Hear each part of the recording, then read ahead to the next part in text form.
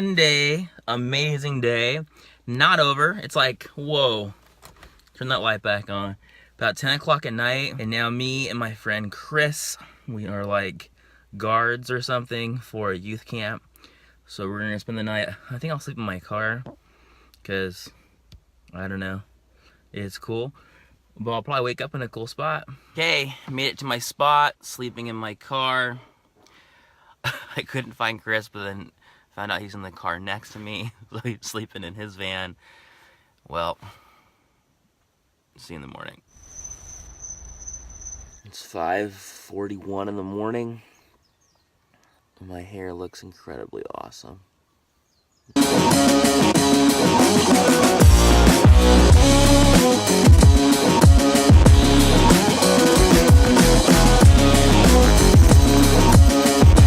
Holy.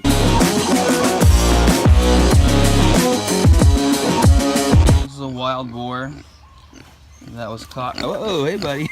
Has a baby. And now he's a big guy.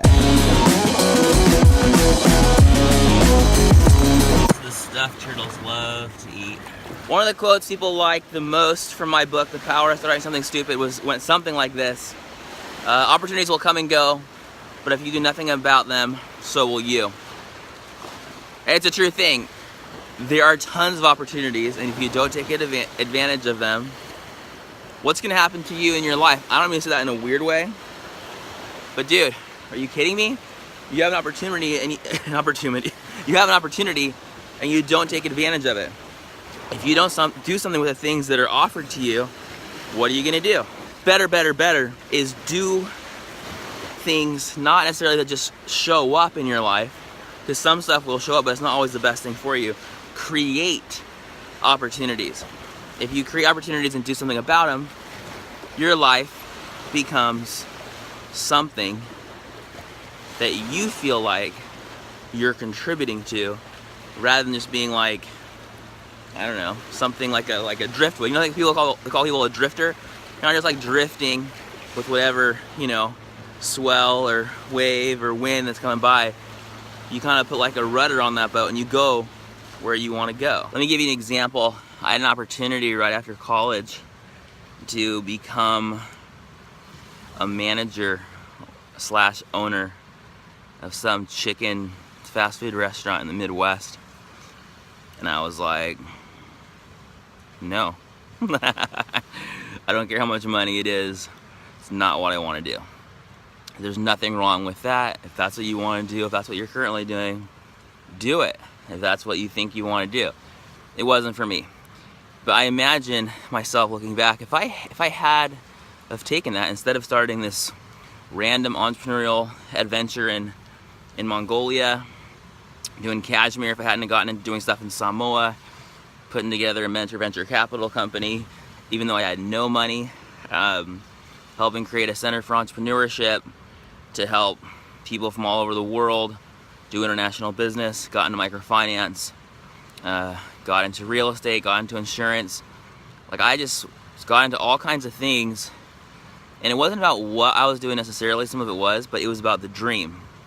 It was about being able to live a life without regret, about being able to create my own lifestyle hours, be there for my kids, do my own thing.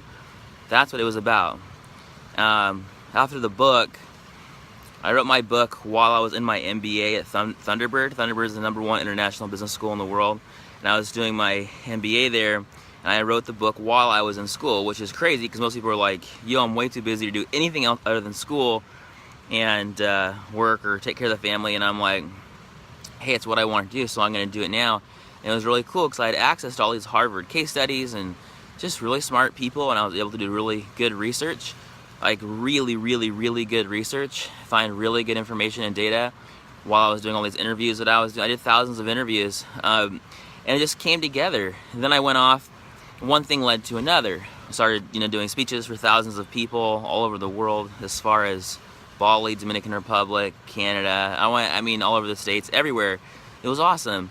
And that got me into venture capital, and then that got me into more consulting, coaching, online courses, speaking, the drill.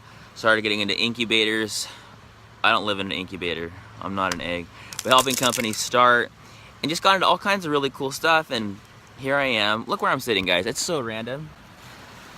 And I'm not a weirdo sitting in a hut. I mean, I am. Someone else made this weird thing. Look at it.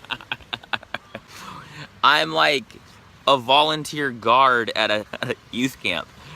And they're doing yoga over there or something like that. I don't know. So I'm just kind of chilling because I can. Opportunities will come and go. But if you don't do anything about them, they'll go away. And what will you fill your life with? You got to choose. It's a choice, not... Sometimes there's luck involved. Sometimes there's random things that happen. Of course, tons. But there's also a way to make it happen. And sometimes you have to say no to things, like saying no to that chicken thing. Sometimes it's just not what you're supposed to do. And so you kind of work through it. And when one door closes, all it means is that maybe you're being led, or maybe you're leading yourself, either way, towards the right door. So don't worry about it. Don't worry about things you can't control, but work on the things that you can influence and take advantage of those opportunities.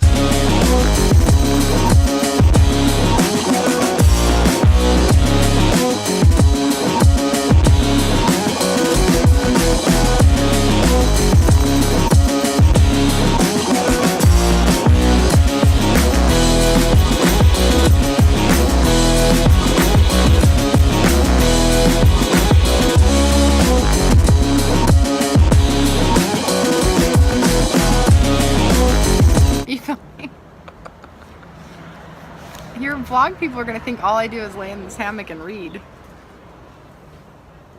Yep. Opportunity. Tell me about opportunity. Okay.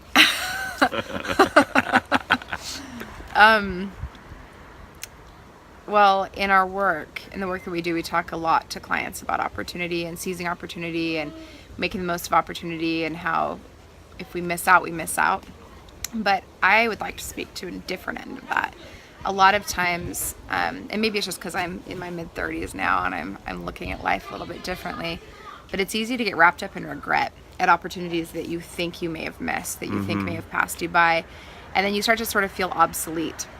And I know I felt that way a little bit here and there. You know, you get stuck in this idea of what you may have missed out on and what you wish you may have capitalized, or you could have capitalized on earlier in life, and you start to feel obsolete, like, you know, you haven't contributed enough, or you haven't done the things that you thought that you would do. And I've been thinking about that a lot lately, because it's something that I've struggled with a little bit, but I've also walked through the same process, the same processing of feelings with a lot of clients that I have over the years. And I think that what I would say about that is that we're never too old to seize an opportunity. And that's true. And there are some times when we turn down one opportunity to favor another. Like for me, I turned down a lot of opportunities in order to be home with my kids. And yes, I still had opportunities to do certain things, and at times when those were appropriate, I jumped on them.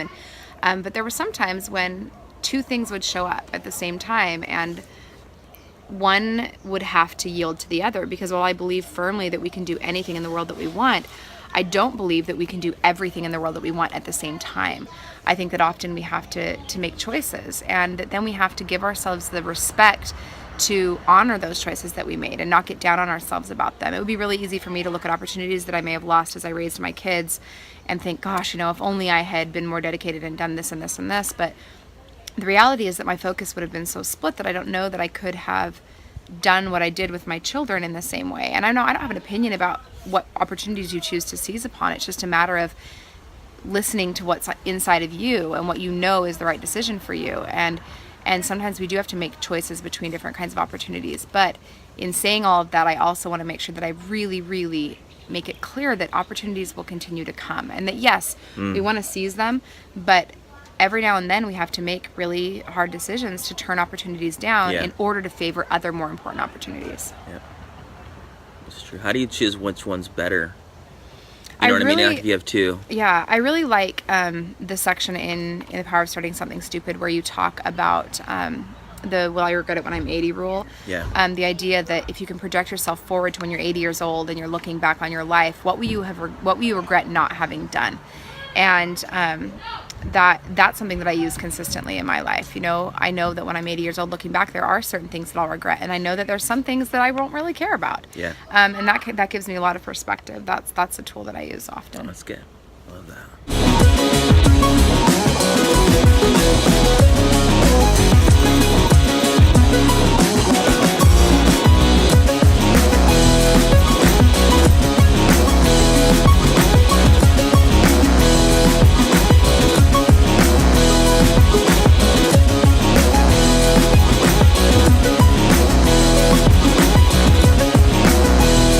Have a good night, guys.